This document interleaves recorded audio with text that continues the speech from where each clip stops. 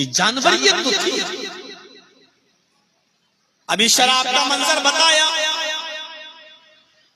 شراب حرام ہونے سے پہلے اس کو چند صحابہ بھی پیا کرتے تھے. موطا امام مالک کی روایت کے مطابق ایک وقت کا منظر تو یہ بھی بیان کیا جاتا ہے کہ ایک صحابی شراب کے نشے میں تھے. یہ اس وقت کی بات ہے جب شراب حرام نہیں ہوئی تھی. ایک صحابی نے شراب پی لی اور شراب پینے کے بعد وہ بھول گئے. شراب تو انسان کی عقل کو خراب کر دیتی ہے نا. شراب پی کر وہ بھول گئے.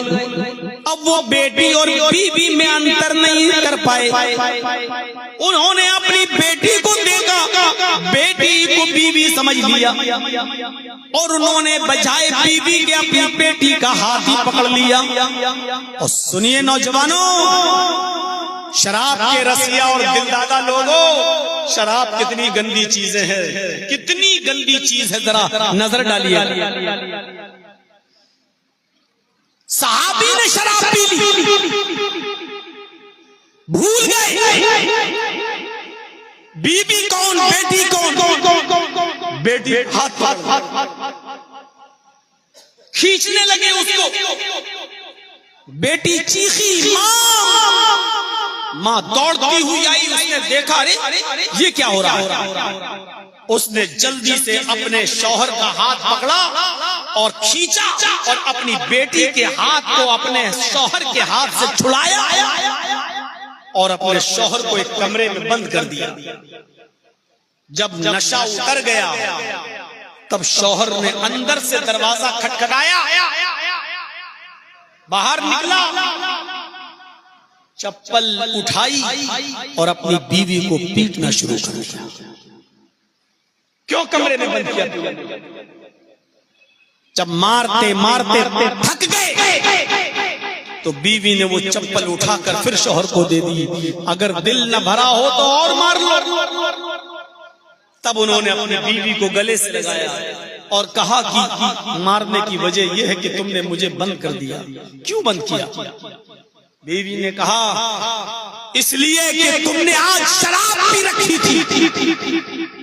صحابی بولے وہ تو میں پیتا ہوں, آج پی لی تو کیا ہوا؟ بیوی نے کہا کہ آج کچھ زیادہ ہی پی رکھی تھی. شوہر بولا کبھی کم کبھی زیادہ یہ تو ہوتا رہتا ہے, آج زیادہ پی لی تو کیا ہوا, بند کیوں کیا؟ بیوی بولی آج اتنی پی رکھی تھی کہ بیوی اور بیٹی میں کوئی انتر نہ کر سکے, کوئی فرق میں نظر نہ آیا. کیا ہوا؟ پوری بات بتا دی کہ آج تم نے اپنی بیوی سمجھ کر بیٹی کا ہاتھ پکڑ لیا, اس کو کھینچنے لگے, کمرے میں لے جانے لگے, قریب تھا کہ میری بیٹی کی زندگی سے کھیل جاتے. اگر میں وقت پر نہ پہنچتی تو میں آ گئی اور میں نے آپ کے ہاتھ سے اپنی بیٹی کا ہاتھ چھڑایا, آپ کو کمرے میں بند کر دیا. وہ صحابی کہتے ہیں کہ مجھے ایسا لگنے لگا اے اللہ میری بیوی کی بات زبان سے نکل کر نکلی ہے, اس بات کو سننے کے لیے میں زندہ کیوں, اس بات کو سننے سے پہلے میں مر کیوں نہ گیا, میرا انتقال کیوں نہ ہو گیا, میں اس دھرتی سے مٹ کیوں نہ گیا, یہ زمین پھٹ جاتی اور میں اس زمین کے اندر دھس جاتا تو یہ میرے لیے زیادہ بہتر ہوتا. یہ دل نہ دیکھنا پڑتا, مجھے یہ نہ سننا پڑتا.